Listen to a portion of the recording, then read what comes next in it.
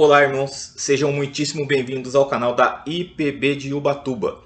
Eu sou Alessandro e no vídeo de hoje nós vamos falar a respeito da certeza da salvação, da segurança da salvação. É possível alguém ser convicto de que é salvo?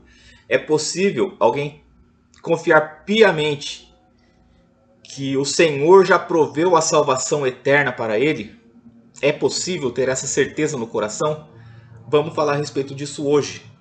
Inicialmente vamos ler um texto da Palavra de Deus que se encontra na segunda carta de Paulo a Timóteo, capítulo 4, versículo 6 ao versículo 8.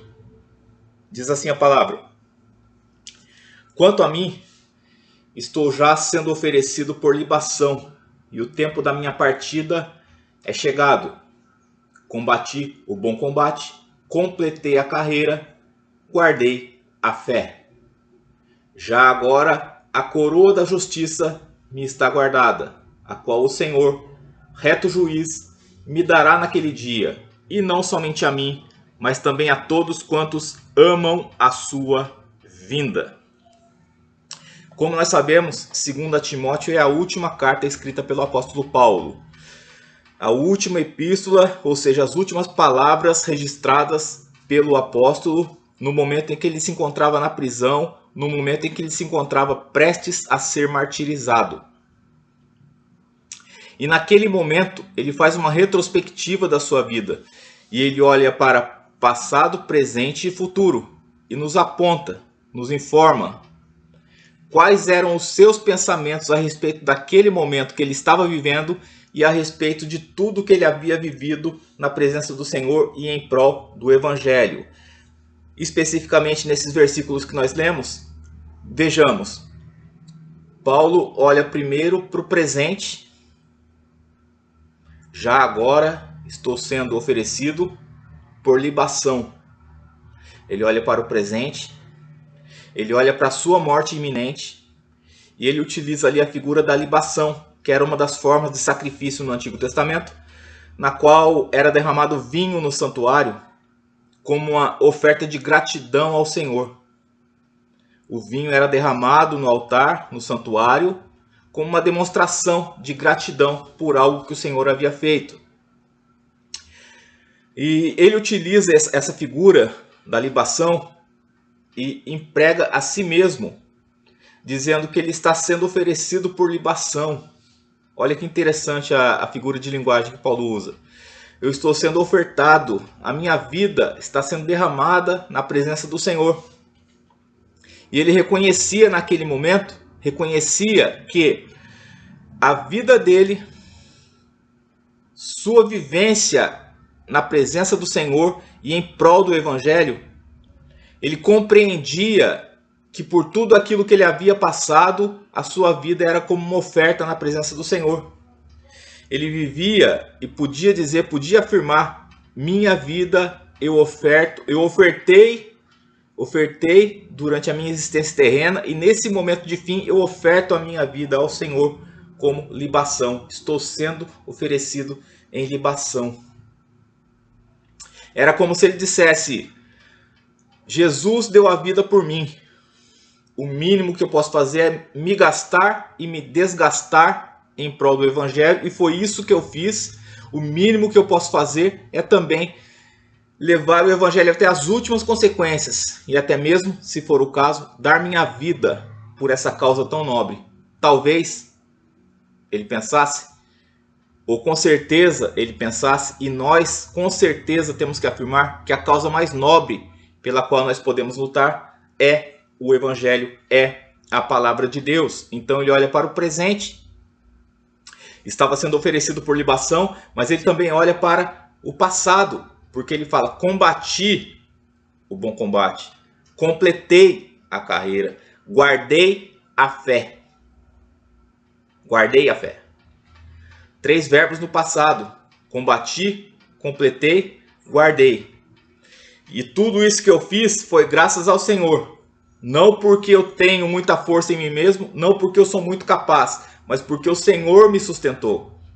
E como o Senhor me sustentou, eu perseverei até o fim. Combati o bom combate, completei a carreira, guardei a fé. E ele olha também para o futuro.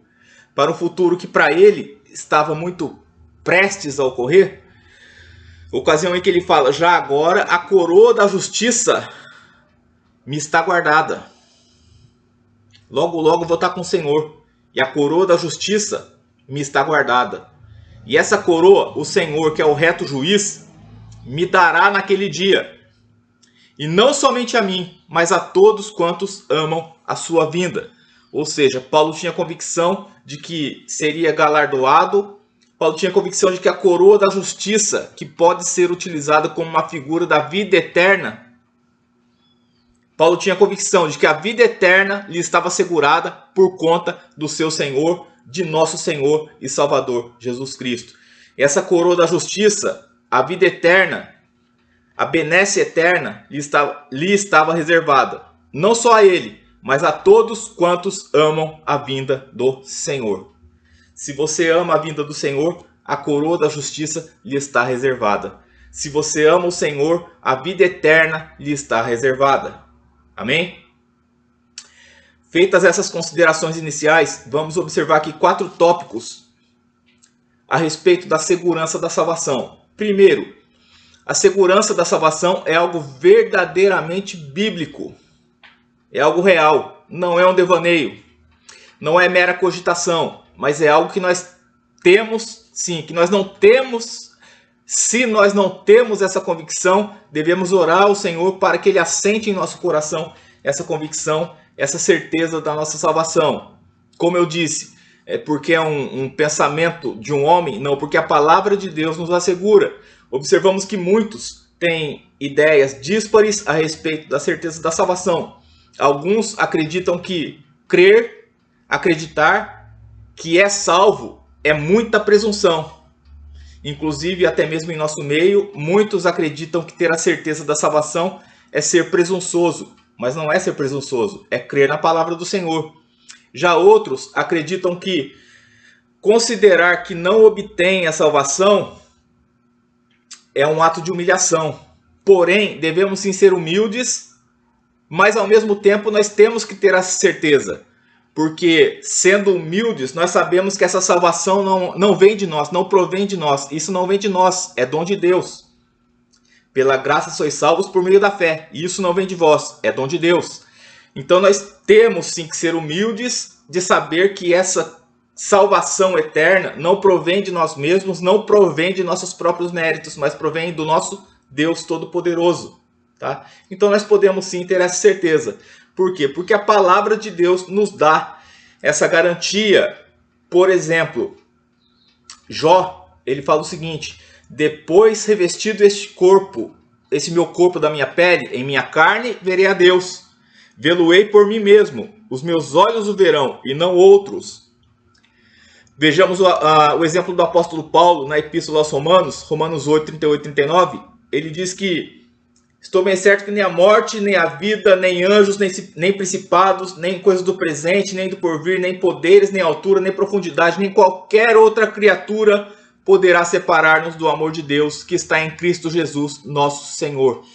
Nada poderá nos separar do amor de Deus que está em Cristo Jesus, nosso Senhor. Escrevendo aos crentes de Corinto, ele fala: sabemos que se a nossa casa terrestre desse tabernáculo se desfizer, temos da parte de Deus um edifício, casa não feita por mãos, eterna nos céus. Esse tabernáculo, essa casa terrestre, esse corpo, quando esse corpo se desfizer, nós temos o quê? Uma casa eterna. Da parte de Deus um edifício, não feito por mãos, mas eterna lá nos céus. Escrevendo a Timóteo, ele fala o seguinte, também em 2 Timóteo, como o texto que nós lemos: eu sei em quem tenho crido, e estou certo de que ele é poderoso para guardar o meu depósito até aquele dia. Eu sei em quem tenho crido, e estou certo de que eu vou guardar meu depósito até aquele dia. Não, que ele é poderoso para guardar o meu depósito até aquele dia. Ou seja, ao mesmo tempo que ele acredita, prega, apregoa, afirma convicto de que ele é salvo, ele sabe que a salvação lhe é assegurada, lhe é garantida, não por si mesmo, mas pelo Senhor, que é poderoso. O Senhor é poderoso para guardar o nosso depósito até aquele dia. De igual maneira, o apóstolo João escreve o seguinte, 1 João 5,13: estas coisas vos escrevi a fim de saberdes que tendes a vida eterna, a vós que credes no nome do Filho de Deus. Estas coisas vos escrevi a fim de saberdes que tendes a vida eterna. Não é essas coisas vos escrevi para que talvez vocês possam imaginar que tenham a vida eterna, mas sim para que vocês creiam, para que vocês saibam que vocês têm a vida eterna.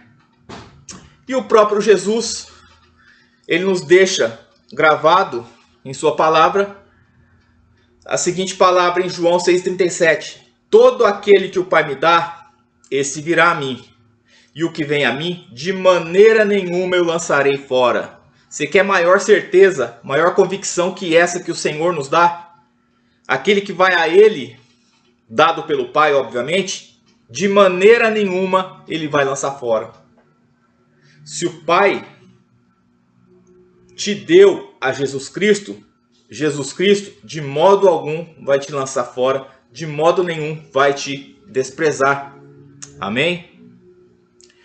Então é óbvio que a certeza da salvação é algo bíblico, é algo que nós podemos afirmar convictos que nós temos sim a vida eterna, porque assim a Bíblia, a palavra de Deus, ela nos assegura. Então o primeiro tópico que nós vimos, a esperança, a certeza da salvação é algo verdadeiro, é algo bíblico, ok? Agora vamos ao segundo tópico. E o segundo tópico diz que um cristão pode nunca chegar a ter essa certeza e ainda assim ser salvo. O homem pode passar a vida inteira sem ter a certeza da salvação, mas ainda assim ser um salvo em Cristo Jesus. Por motivos diversos, ele pode não chegar a ter essa certeza. Por motivos diversos, ele pode duvidar de si mesmo, pode duvidar da sua salvação, pode duvidar que algo tão sublime é para ele, que algo tão doce e maravilhoso como o céu, como a vida eterna, é para ele. É normal que o homem tenha, em alguns momentos, essa dúvida no seu coração. Até mesmo nossa fé, como nós sabemos, nossa fé é imperfeita. A palavra de Deus nos traz um exemplo no Evangelho de Marcos 9:24, quando um homem pede um auxílio para o Senhor, para libertar o seu filho, e naquele momento Jesus se aproxima e pergunta para o homem: mas você crê? E o homem responde: eu creio. Ajuda-me na minha falta de fé. Marcos 9:24. Olha que aparente contradição daquele homem. Eu creio. Ajuda-me na minha falta de fé. Espera aí, como é que você crê e ao mesmo tempo pede ajuda na falta de fé? Porque a nossa fé, assim como tudo que há em nós, é imperfeito. Nessa vida, nessa terra, tudo em nós é imperfeito. Por mais corretos que os homens possam ser, há imperfeições, inclusive na sua crença, inclusive na sua fé. Então, muitas vezes, nós também agimos como aquele homem. Senhor, eu creio. Sim, mas me ajuda, Pai, porque a minha fé é pequena. Senhor, eu creio, mas me ajuda, porque minha fé é tão fraquinha. Me ajuda na minha falta de fé. Muitas vezes nós também agimos como aquele homem. Cremos sim em Deus Todo-Poderoso. Cremos sim no nosso Senhor Jesus Cristo. Porém, nossa fé é imperfeita. Então nós temos que, ao mesmo tempo que crermos, pedir: Senhor, ajuda-me na minha falta de fé. Multiplica a minha fé. Multiplica a convicção que eu tenho das coisas eternas, Pai. Em nome de Jesus. Ok? Ou seja, um cristão pode ser salvo e ainda assim passar a vida toda sem ter a certeza da salvação. Terceiro, razões pelas quais a plena certeza da esperança é extremamente desejável. Primeiro, por causa do presente consolo e a paz com que nos brinda. Por que essa certeza, por que essa convicção da salvação é tão desejável para nós? Pelo consolo e pela paz que ela nos proporciona. Pelo sentimento, pela alegria que nos traz sabermos que o Senhor é conosco. Pela alegria que nos traz, pela paz que nos traz de sabermos que o Senhor deu a vida por nós. pela alegria e pela paz que nos traz, pelo consolo que nos dá, sabermos que nós temos a vida eterna. Segundo, porque faz com que nós nos tornemos atuantes na obra do Senhor. A certeza da salvação faz com que nós sejamos atuantes na presença do Senhor e na obra do Senhor. Por exemplo, uma vez que o Senhor deu a vida por nós, nós também temos que, como disse o apóstolo Paulo, nos gastarmos e nos desgastarmos na obra do Senhor e termos essa vontade de ser úteis na presença do Senhor, de ser úteis aos nossos irmãos, de ser úteis ao nosso próximo. Quando nós temos a convicção de que somos salvos, essa certeza é multiplicada dentro de nós. E nós queremos sim ajudar. E nós queremos sim fazer a obra. Nós queremos sim anunciar o Evangelho. Nós queremos sim falar de Jesus. Nós queremos por quê? Porque nós temos a salvação eterna. E nós queremos que o máximo de pessoas ao nosso redor também alcancem tão grandiosa salvação. Certa ocasião, quando Pedro e os apóstolos foram proibidos de pregar o Evangelho, Pedro falou o seguinte: eu não posso deixar de falar de tudo que eu tenho visto. Eu não posso deixar de falar do meu Jesus. Por quê? Porque Ele é maravilhoso. Porque Ele me deu a vida eterna. Não posso deixar de falar do meu Senhor. Ou seja, a certeza nos faz atuantes na obra. Terceiro, a certeza da salvação tem de fazer de nós cristãos resolutos. Tende a fazer de nós cristãos cuja palavra é sim, sim, não, não. Tende a fazer de nós cristãos convictos, certos de nossa função nesse mundo, de nossa função atribuída por Deus nesse mundo enquanto filhos seus. Faz de nós cristãos convictos de que nós temos que ser úteis ao nosso próximo, como eu já disse. Faz de nós cristãos convictos de que sim, Cristo morreu por mim. Cristo deu a vida por mim. Eu quero fazer o bem. Eu quero estar na presença do Senhor. Eu quero caminhar com Deus. Eu quero fazer a vontade de Deus. Ok? E quarto, tende a produzir em nós maior vontade de consagrar nossa vida ao Senhor. Quanto mais nós nos aproximamos de Deus, mais nós temos a vontade de nos aproximarmos. Quanto mais nós buscamos a Deus, mais nós sentimos o desejo de nos aprofundarmos na presença de Deus. A palavra diz: chegai-vos a Deus e Ele vos chegará a vós. Quanto mais nós nos aproximamos do Senhor, mais sentimos a sua presença santa e mais nos regozijamos, mais nos alegramos, mais nos sentimos privilegiados de estarmos na presença do Deus Todo-Poderoso. Então, quanto mais nós nos achegamos a Deus, mais nós queremos nos achegar à presença do Senhor. Ou seja, as razões pelas quais a plena convicção da salvação é desejável. Primeiro, por causa do consolo e da paz com que nos brinda. Segundo, porque tende a fazer de nós cristãos atuantes. Terceiro, porque faz de nós cristãos resolutos. E quarto, porque tende a produzir maior consagração em nossas vidas. Por último, algumas razões pelas quais raramente se obtém a segurança, a certeza da salvação. Ou seja, nós temos dito que nós temos que ter essa convicção, mas há alguns fatores que nos impedem de que nós cheguemos a essa convicção. E vamos ver 3 fatores que podem fazer com que nós não tenhamos essa certeza em nosso coração.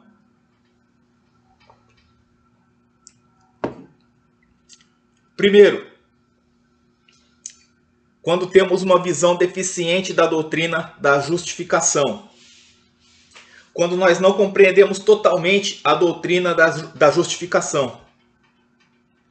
Veja bem, quando a palavra diz que nós somos justificados, é porque o Senhor, por meio da morte de seu Filho Jesus, o nosso Deus, por meio do sacrifício salvífico de Cristo, Ele nos justifica. O sangue de Jesus Cristo nos purifica de todo o pecado. A partir do momento que você creu, nós sabemos que nós tínhamos uma dívida imensa para com Deus. Mas a partir do momento em que nós cremos que Cristo morreu por nós, nós somos justificados. Isso quer dizer o quê? Nós não devemos mais nada à justiça divina, porque Cristo nos justificou. Cristo é a nossa justiça. Um dos nomes do Senhor no Antigo Testamento é Jeová Tsidkenu, o Senhor, justiça nossa. Cristo nos justifica. Quem intentará acusação contra os escolhidos de Deus? Diz o apóstolo Paulo.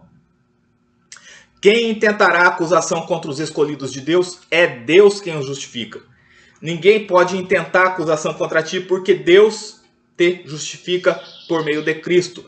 E quando nós temos uma visão deturpada, uma visão distorcida da justificação, nós acreditamos que o preço não foi pago.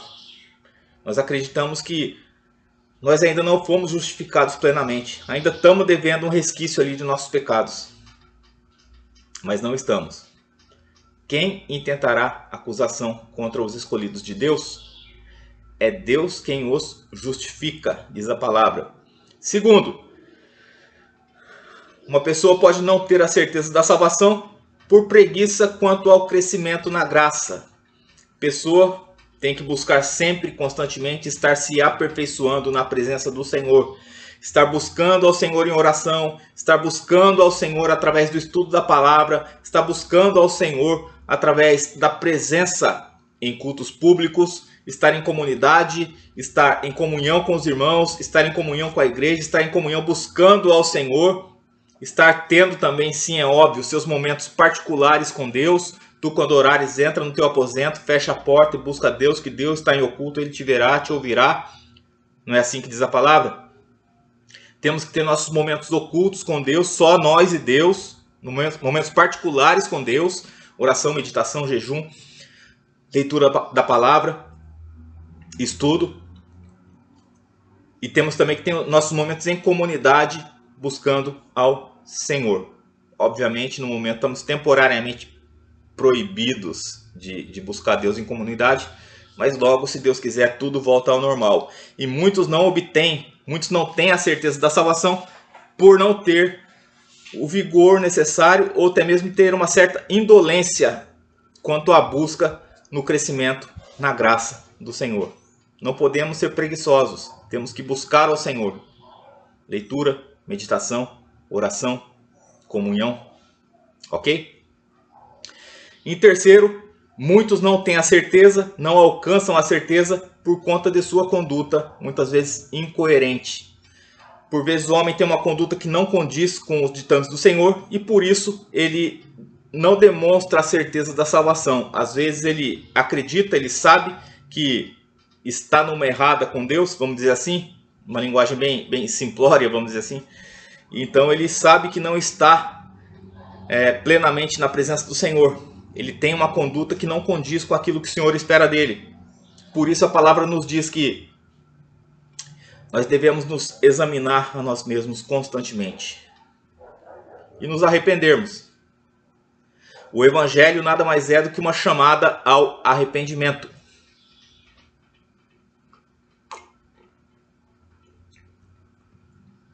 O Evangelho nada mais é do que uma chamada ao arrependimento. Ao longo da palavra, nós vemos Deus chamando o homem ao arrependimento, constantemente. Nós vemos ali na ocasião do dilúvio, Noé construindo a arca, pregando, sendo pregoeiro do Senhor, mesmo assim não acreditavam que viria o dilúvio e a humanidade seria destruída. E Noé construindo a arca e pregando o arrependimento. Vieram os profetas, posteriormente, e todos os profetas, a palavra de todos os profetas foi: arrependam-se, arrependam-se, voltem-se para a presença do Senhor. Vem João Batista,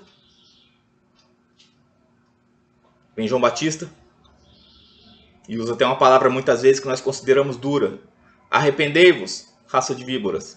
Quem vos ensinou a fugir da ira futura? Produzam, pois, frutos dignos de arrependimento. Essa foi a palavra de João Batista. Arrependei-vos, raça de víboras. Quem vos ensinou a fugir da ira futura? Produzam, pois, frutos dignos de arrependimento. Palavra dirigida inicialmente ali aos fariseus de sua época, mas que nós podemos aplicar nós mesmos. Será que eu tenho realmente me arrependido e produzido frutos dignos de arrependimento? E aí vem o Senhor, na sequência de João Batista, e prega também o arrependimento. Arrependei-vos, porque é chegado o reino dos céus. O próprio Senhor nos prega o arrependimento. Em toda a Bíblia, né, como eu tenho dito. E especificamente o Deus encarnado nos prega o arrependimento. Arrependei-vos, pois é chegado o reino dos céus. E após a ressurreição de Jesus, vemos Pedro também pregando o arrependimento. Perguntam para ele, o que temos que fazer para ser salvos? E Pedro diz, arrependei-vos e convertei-vos para que sejam apagados os vossos pecados e venham os tempos de refrigério pela presença do Senhor Jesus. Arrependei-vos e convertei-vos para que sejam apagados os vossos pecados e venham os tempos de refrigério. Ou seja, a Bíblia toda é um chamado ao arrependimento. Por isso devemos examinar-nos constantemente. Examine-se, pois, o homem a si mesmo. E eu quero encerrar com o Salmo 139, versículos 23 e 24. Salmo 139.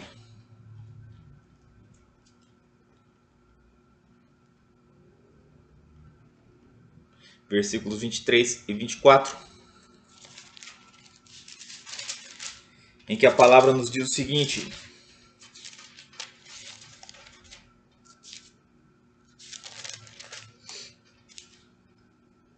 sonda-me, ó Deus, e conhece o meu coração. Prova-me e conhece os meus pensamentos. Vê se há em mim algum caminho mau e guia-me pelo caminho eterno. Sonda-me, ó Deus, e conhece o meu coração. Prova-me e conhece os meus pensamentos. Vê se há em mim algum caminho mau e me guia pelo caminho eterno. Essa deve ser uma de nossas orações diárias, uma de nossas orações constantes na presença do Senhor. Sonda-me, Senhor, me conhece, vê se há em mim algum caminho mau. Me guia pelo caminho eterno, em nome de Jesus. Amém. Que Deus te abençoe grandemente. Não deixe de acompanhar nosso culto aos domingos, 19h30, aqui no canal do YouTube. Não deixe de acompanhar também o nosso estudo de sábado à noite, ok? Vai estar disponível aí um estudo também no sábado à noite. Que Deus te abençoe grandemente, que Deus te dê uma semana de paz, que Deus te proteja, te guarde, te livre de todo mal, em nome de Jesus Cristo. Amém. Tchau, fique com Deus e Deus te abençoe.